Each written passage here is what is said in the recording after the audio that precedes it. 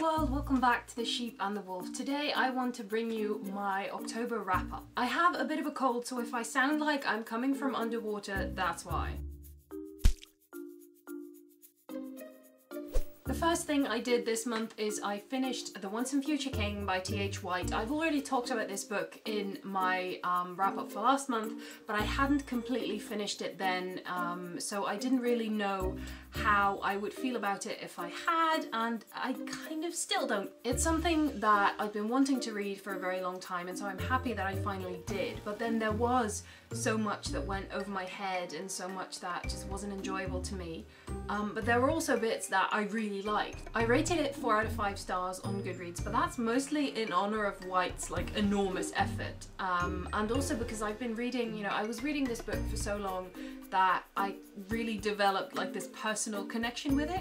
It's definitely something that I want to reread now that I sort of know where certain storylines are going. It might be easier for me to actually focus on what's happening and to pick up on certain things that I missed the first time round. So my rating might change in the future, it might not, I have no idea. Next I read The Graveyard Book by Neil Gaiman. I'd already read one of the chapters called The Witch's Headstone as a short story independently of the rest, and I believe that's also how this whole thing started. I think that was the starting point of the story and the rest sort of came from there. I really enjoyed that one, and I knew that I'd want to read the entire book at some point, and then I figured, you know, Halloween, October, that might be a good time to read a book about a graveyard. This book is about nobody or Bod Owens, who grows up in a graveyard surrounded by the spirits of the people who lay buried there, and they kind of raise him.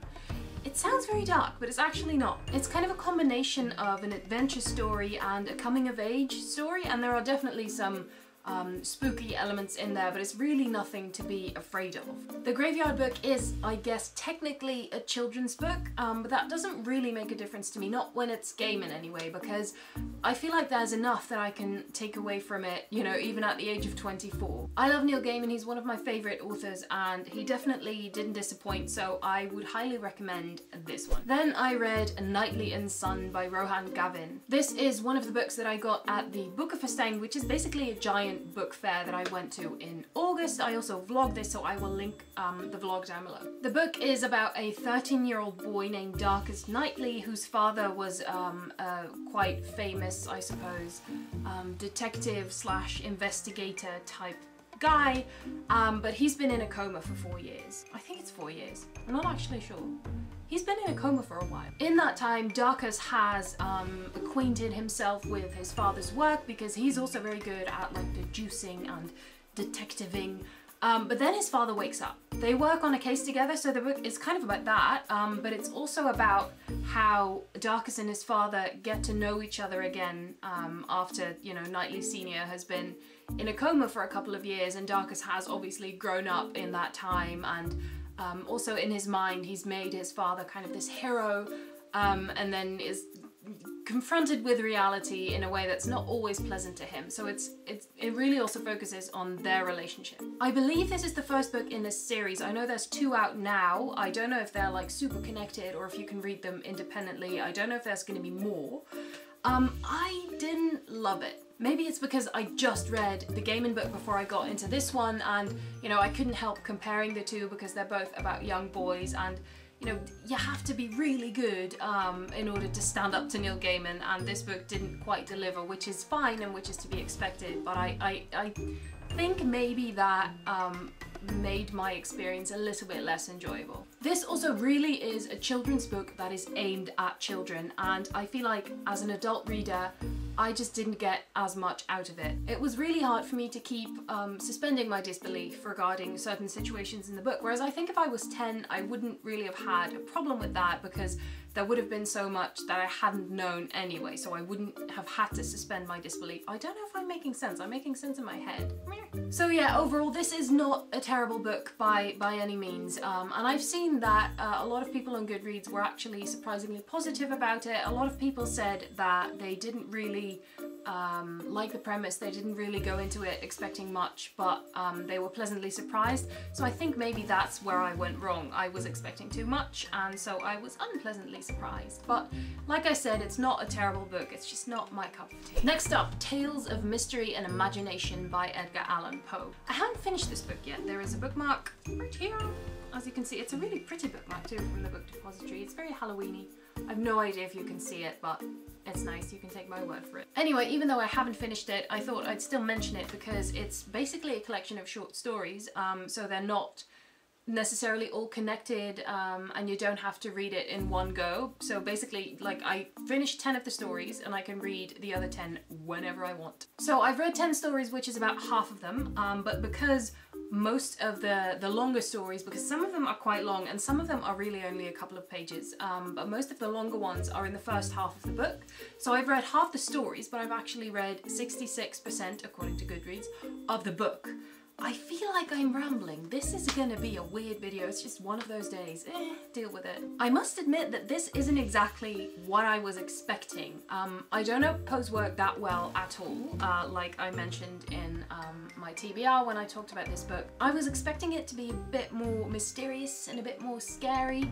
One thing that I've noticed from the stories that I've read now is that Poe is super explanatory. He explains everything. He's very systematic and very, you know, methodical about going into every detail. Now, I don't know if this judgment is fair because I have only read half the stories and I feel like I might, you know, have a different opinion once I've read all of them, especially some of the shorter ones I feel like might be a bit more fast-paced and a bit less obsessed with detail. But because, you know, there is such a thorough approach to everything, I can only read so much at a time before I just, I don't get bored, but I just get fed up with the detailedness. It just annoys me. I'm hoping that there will be some more stories in the rest of the book that will be more like what I had in mind, but I'm going to finish it anyway, and I'll probably talk about it again in my wrap-up for next month.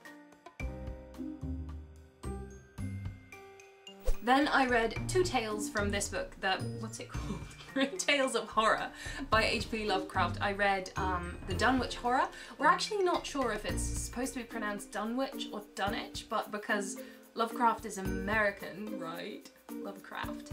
I'm gonna go with Dunwich. I'm not sure, I don't know. If you have any information on this, leave me a comment. And the second story is The Thing on the Doorstep. I did this as sort of a buddy read kind of thing with Hallie from Spindle Fingers, and we read the two stories that I just mentioned on the 30th and 31st of October.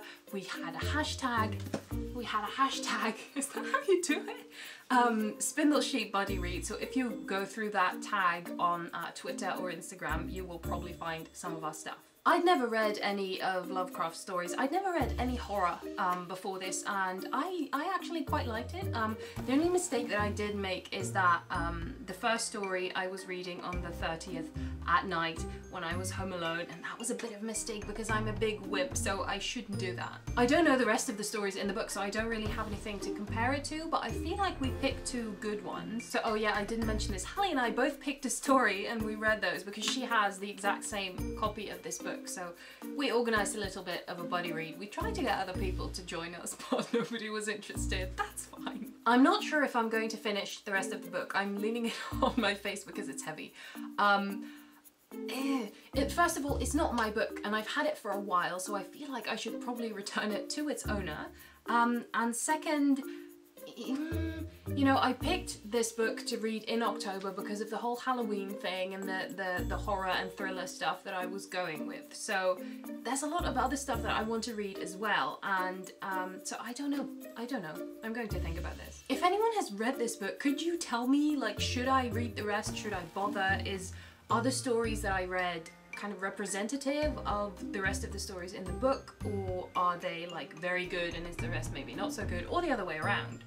Tell me. So that's it for this video. If you have read any of the books that I talked about, leave me a comment down below, let me know how you felt about them. I hope you enjoyed this video. I enjoyed making it. I'm having a blast, but I don't know why. I'm really enjoying myself right now.